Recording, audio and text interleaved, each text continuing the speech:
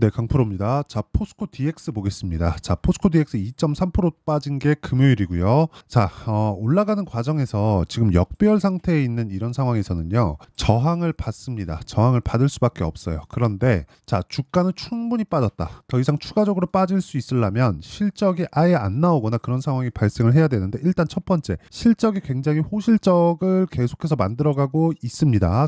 일단 그 실적에 대한 내용부터 보면 이 내용입니다. 자, 내용 보시면 17% 상승한 호실적 포스코 DX 1분기 영업이익 352억. 자, 실적이 작년에는 어떻게 나왔느냐? 작년에 상당히 개선된 실적을 발표를 했습니다. 1,100억의 실적이 나왔습니다. 22년도에는 640억 정도의 실적이 나왔는데 거의 한 2배 정도의 실적을 낸 게 23년도인데 지금 실적치를 보면요. 17% 상승한 1분기 실적이 352억. 그러면 당연히 올해도 성장세를 이어간다. 자, 이 밑에 내용을 보면 자 보세요. 포스코 DX가 그룹사의 철강, 2차 전지 등 사업 포조와 맞물려 이번 1분기에도 견조한 실적을 이어갔다. 자, 근데 여기서 이걸 보셔야 됩니다. 포스코 DX는 철강, 그리고 2차 전지, 그쵸? 2차 전지는 어차피 공장을 뭐 퓨처엠, 그쵸? 이쪽으로 해서 공장을 양극재 공장을 새로 지어야 되는 거 이건 그냥 팩트잖아요. 지금 짓고 있고요. 근데 이 짓고 있는 과정에서 뭐가 진행돼요? 스마트 팩토리, 그쵸? 스마트 팩토리는 기업 측의 수요가 발생할 수밖에 없습니다. 첫 번째, 친환경 공장으로 다시 지어야 된다. 그리고 두 번째, 생산 능력을 향상시킬 수 있다. 그쵸? 그리고 뭐가 더 붙죠? 인건비가 증가하는 부분을 상쇄시킬 수 있다. 이거는 무조건 해야 되는 그런 부분이에요. 특히나 이런 환경적인 부분, 그리고 생산 능력을 증가하는 건 기업의 뭐 숙명과도 같은 거죠. 그리고 무엇보다 인건비 증가에 따른 비용에 대한 커버, 이런 거는 당연히 너무 당연한 내용이다. 그런데 여기서 철강에 대한 부분이 같이 붙었습니다. 자, 그룹사에 대한 일을 다 받아올 수밖에 없는 구조를 가지고 있죠. 수직 계열화가 잘 되어 있다는 겁니다. 그런데 이걸 보셔야 되는 게, 자, 이 내용입니다. 자, 내용을 한번 보시면 미국, 유럽, 그리고 중국산 더러운 철강의 관세 추진, 한국에 불똥 튈 수도 있다. 자, 내용 보세요. 조 바이든 미국 행정부가 7일 유럽 연합에 중국산 원료로 만든 더러운 철강에 대한 추가 관세를 부과하는 방안을 제시했다고 로이터 통신과 뉴욕타임즈 등이 이날 보도했다. 자, USTR이죠. 미국 무역 대표부가 유럽에 보낸 지속 가능한 철강 알루미늄 글로벌 협정 제안서에 양측이 컨소시엄을 구성해 친환경 기준을 충족하지 못하는 외국의 철강 알루미늄을 수입할 때 추가 관세를 매기는 방안이 담겼다. 한국에도 문제가 될 수 있는 부분입니다. 그러면 뭘 해야 됩니까? 그렇죠. 탄소 배출 아리백 기준을 적용시킨 그 탄소 기준을 맞춰서 공장을 새로 지어야 되는 그런 상황이 발생을 한 겁니다. 아직까지 이게 뭐 발효되거나 시행된 건 아니지만 앞으로 추가적으로 위험에 대한 부분이 있을 수 있고 주식시장의 특성은요. 그렇죠. 앞으로 좋아지는 내용에 대해서 반영을 해서 간다. 자, 그렇기 때문에 실적이 이미 좋게 나왔습니다. 그리고 올해도 352억의 계속해서 실적 증가가 나오고 있다는 점은 스마트 팩토리를 포함한 로봇, AI 관련 쪽에 대한 그쵸 수요가 꾸준하게 진행된다는 거고 수요가 아직 폭발적인 단계는 아닙니다. 그런데 주가는 이미 폭발을 해버렸죠. 자, 작년에 그 포스코 DX의 움직임을 보면 여기 보세요. 6,000원대에서부터 거의 한 8만 원 정도까지 10배 이상 상승을 했기 때문에 주가는 10배 올랐는데 주가가 쭉 빠져서 그쵸? 거의 한 6배, 7배 그 정도 그 상승폭입니다. 그러니까 고가 대비해서는 거의 한 50% 이상 빠진 그런 상황입니다. 근데 실적은 계속해서 증가하고 있다. 이게 뭐예요? 주가는 먼저 올라간다는 거죠. 실적보다. 근데 먼저 올라가고 나서 일단 주가가 빠졌고 실적은 천천히 올라오는 그런 상황을 만나면 주가와 실적과의 차이, 그 간극이 좁혀지는 상황이 나왔다는 겁니다. 그럼 이 구간에서 바닥을 잡는 것 이후에 뭘 만들어야 돼요? 정배열을 만드는 단계에 이제는 들어간다.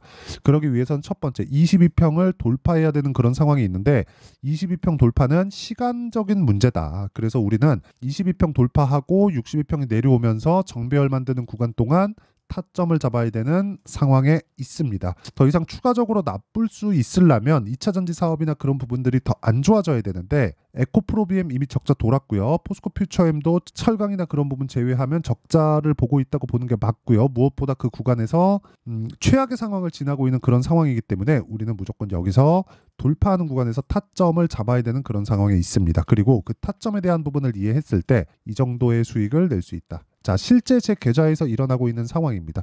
1월 1일부터 4월 26일 거의 한 4개월 동안 내 계좌 수익률은 561%다. 그렇죠? 내 계좌 수익률은 그렇죠? 그리고 이건 계좌 수익, 즉 손실 부분이 포함되어 있는 겁니다. 어떻게 한 종목 잡아가지고 뭐 이거 보세요, 저거 보세요, 뭐 수익 났어요 이렇게 이야기를 드리는 게 아닙니다. 그러면 이렇게 수익을 내려면 어떤 타점을 잡았는지 그 내용을 한번 보시면, 그리고 이걸 이해를 하시면 다른 종목에서도 충분한 수익을 낼 수가 있습니다. 자, 내용 한번 보시면 YC 있죠? YC 어떻습니까? 돌파하는 구간의 매수에서 금요일날 16% 정도의 상승세, 그리고 이미 20% 정도의 수익을 내고 나서 추가적으로 상승하는 것이기 때문에 이런 부분을 감안하면 지금 어떻습니까? 돌파하는 구간에 계속해서 공략을 하고 있다. 그리고 다른 종목을 보더라도 마찬가지입니다.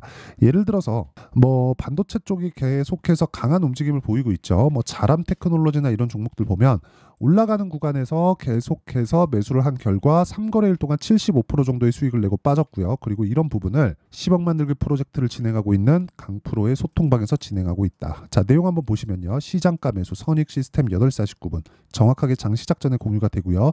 YC 아까 전에 보셨죠? 16%인가 17%인가 상승한 부분, 그리고 이런 부분도 장시작 전에 공유가 됩니다. 그냥 시장가, 시가에 체결시키겠다는 거예요. 그리고 그 위에 선익 시스템 같은 경우에 보면 22평을 돌파를 하고 62평이 내려오는 과정에서 내가 계속해서 타점을 잡을 수 있는 상황이 온다는 겁니다. 왜? 올라가는 상황에서 매수를 해야 되니까. 그쵸?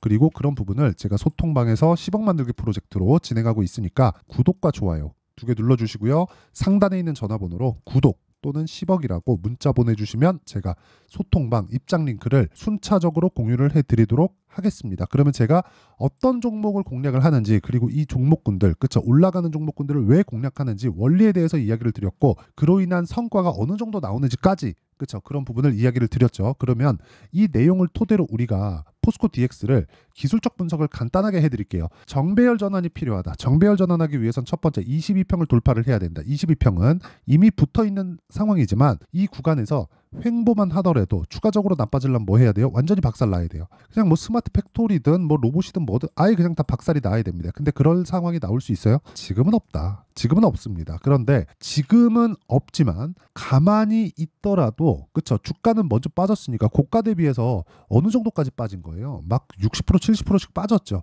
그렇게 빠졌기 때문에 추가적으로 하락하기 위한 로봇이나 뭐 스마트 팩토리 이런 수요 아예 없어져야 되는데, 실적 보면 그것도 아니야.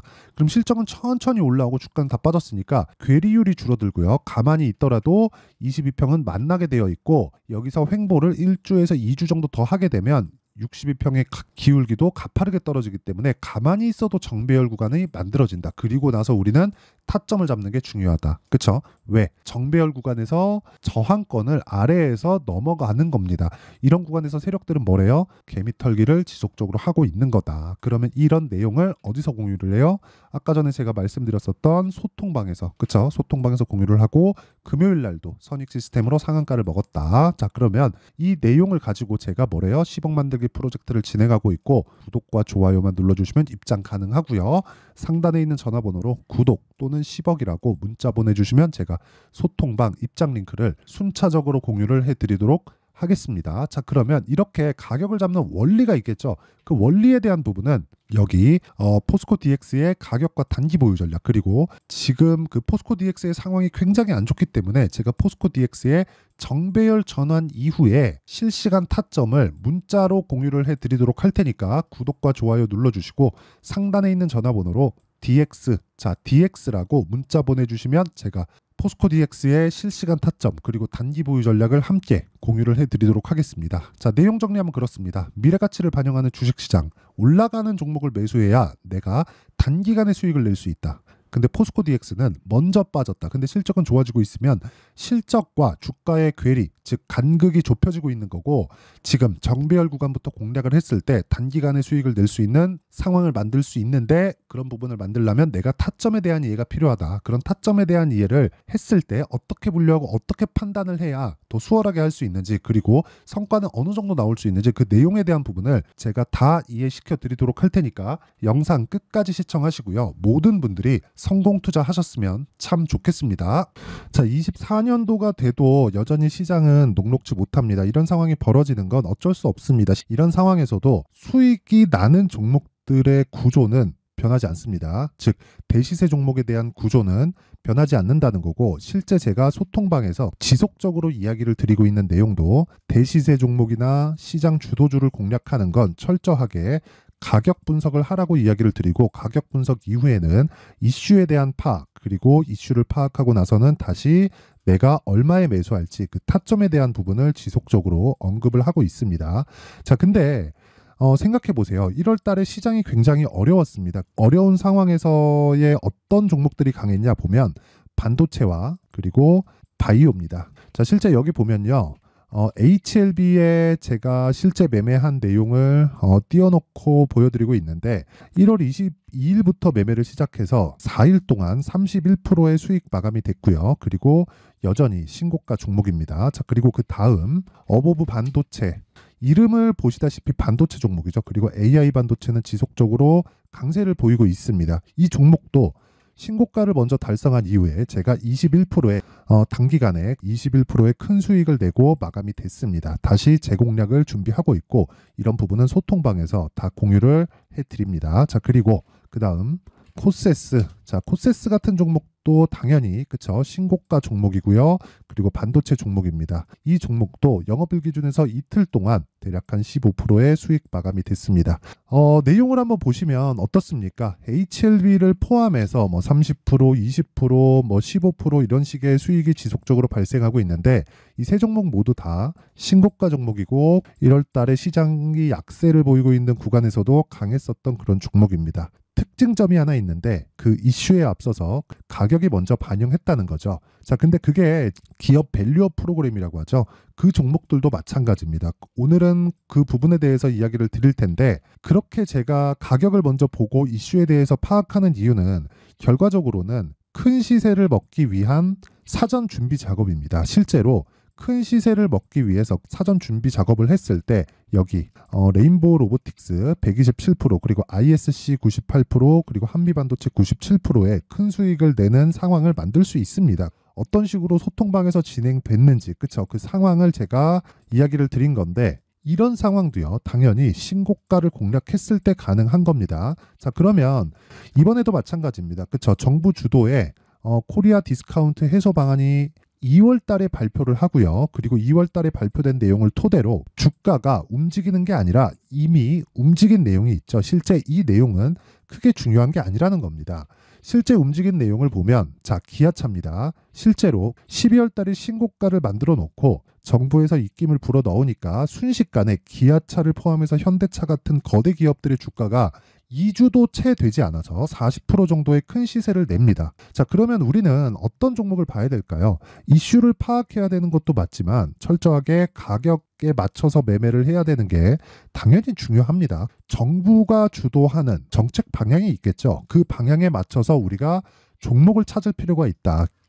자, 그러면 답이 나왔습니다. 정부가 주도하는 방향에 맞춰서 제2의 기아차를 찾는 게 지금은 중요하다. 근데 정부 정책의 방향에 맞게 가자. 그랬을 때 앞서서 제가 보여드렸었던 내용인 여기 레인보우 로보틱스 127% 그리고 ISC 98% 그리고 한미반도체 97%와 같은 수익을 낼 수 있습니다. 물론 시간에 대한 부분은 최소 2주의 시간이 필요하고요. 그리고 최장 3개월 안에 끝내야 됩니다. 자, 기아차의 시세를 보셨던 것과 같이 2월 달에 정부 정책의 방향이 결정되고요. 바로 3월 달이면 시행입니다. 자, 그러면 우리는 거기에 맞춰서 당연히 종목을 찾아야 되고 제가 제2의 기아차를 찾아놨습니다. 제가 아까 전에 소통방에서 이야기를 드렸었던 내용 다 공개를 해드렸는데 그 내용처럼 종목만 받고 싶다 하시는 분들은요. 상단에 있는 제 전화번호로 대시세 자 대시세라고 문자를 보내주시면 정부 정책의 방향에 맞는 종목을 모든 분들에게 무료로 공개를 해드리도록 하겠습니다. 자, 제가 원하는 건 채널 성장이 목적입니다. 자, 그래서 구독과 좋아요 꼭 좀 부탁드리고요. 모든 분들이 정부 정책에 맞는 방향으로 매매를 이어가서 큰 수익 보셨으면 좋겠습니다.